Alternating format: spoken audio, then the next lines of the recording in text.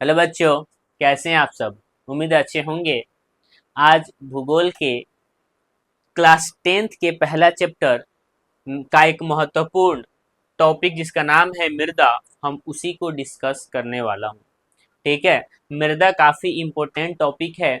इससे ऑब्जेक्टिव और subjective question दोनों बने हुए हैं। तो हम इसको डिस्कस करेंगे कि आखिर मृदा क्या है, और इसी में डिस्कस करेंगे कि मृदा के प्रकार कितने होते हैं। ठीक है। सबसे पहला बात कि हम मृदा के बारे में बता दूं, तो मृदा एक प्राकृतिक संसाधन है।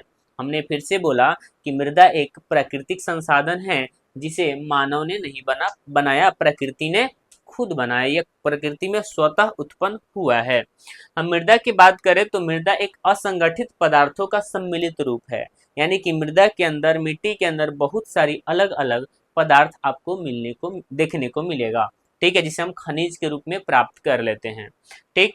तो याद रखना, असंगठित पदार्थों से निर्मित पृथ्वी की सबसे ऊपरी परत को मृदा कहते हैं।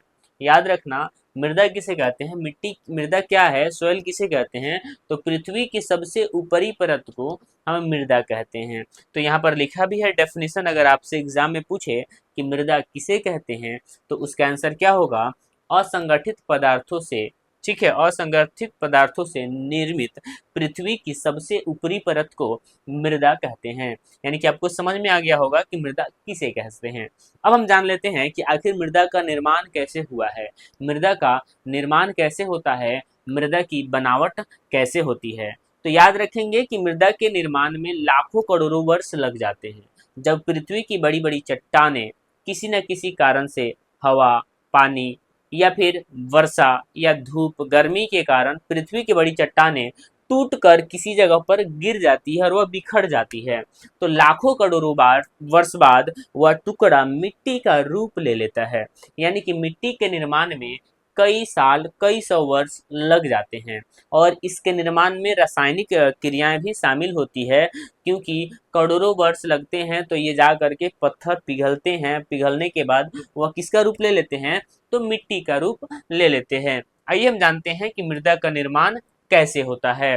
तो मृदा का निर्माण चट्टानों के भौतिक, रासायनिक और जैविक परिवर्तन से होता है, जिसमें लाखों वर्ष लगते हैं। यह एक नवीकरणीय प्राकृतिक संसाधन है और पारितंत्र का महत्वपूर्ण हिस्सा है। मेरे कहने का अर्थ यह है कि जो ये मृदा होता है, मृदा एक नवीकरणीय संसाधन है जिसका उपयोग हम दोबारा भी कर सकते हैं और दोबारा उपयोग करते भी हैं।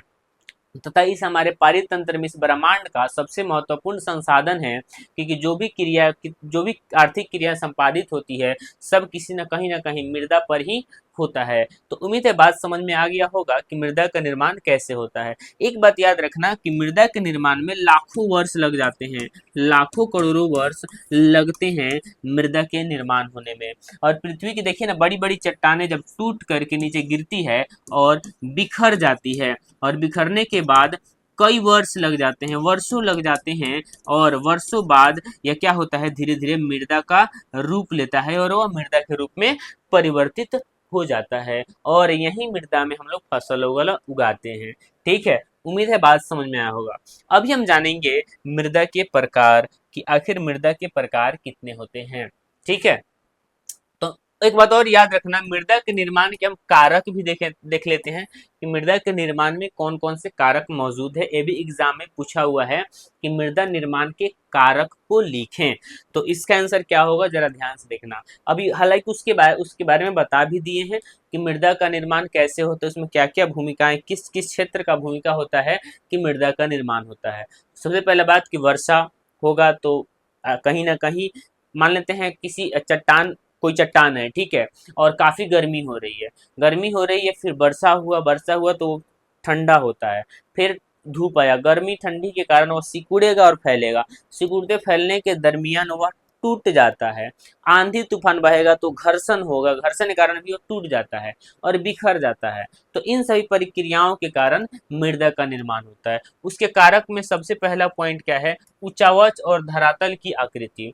उचावच धरातल की आकृति कहने का मतलब होता है, जहां मिट्टी का निर्माण होता है, उस वहां की मिट्टी का जो धरातल है, धरती का आकार कैसा है, उस आकार पर निर्भर करता है कि मृदा का निर्माण कैसे होगा। दूसरा पॉइंट, जलवायु। ठीक है, जलवायु भी डिपेंड करता है मृदा के निर्माण में, क्योंकि वहाँ पे बरसात, वहाँ पे कब गर्मी कब ठंडी आ रही है, उस पर भी डिपेंड करता है कि मृदा का निर्माण कैसे हो रहा है। यानी कि इस पर भी, जलवायु पर भी निर्भर करता है मृदा का निर्माण। ठीक।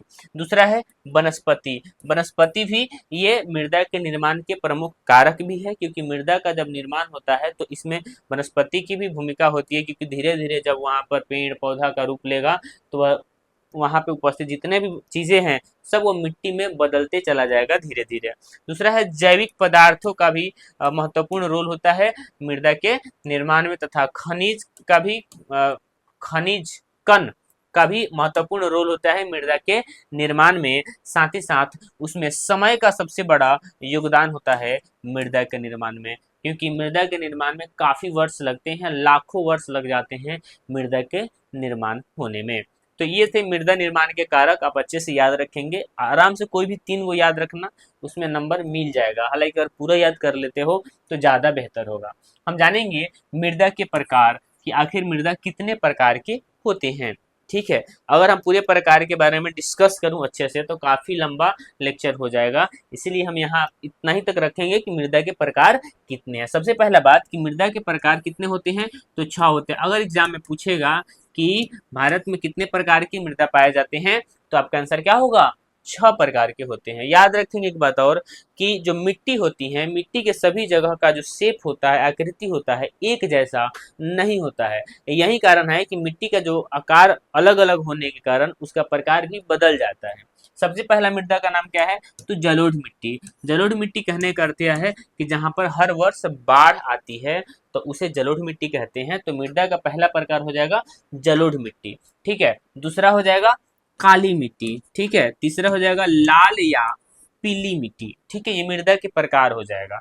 नेक्स्ट है चौथा नंबर लैटेराइट मृदा, और पांचवा है मरुस्थलीय मृदा, और छठा है पर्वतीय मृदा। ये मृदा के प्रकार है। अगर इसके बारे में हम डिस्कस करें तो अगला लेक्चर बनाएंगे जिसमें इसके बारे में अच्छे से डिस्कस करने वाले हैं। ये मृदा के प्रकार है, अगर आप इसको लिखना चाहें तो इसका स्क्रीनशॉट ले लीजिए।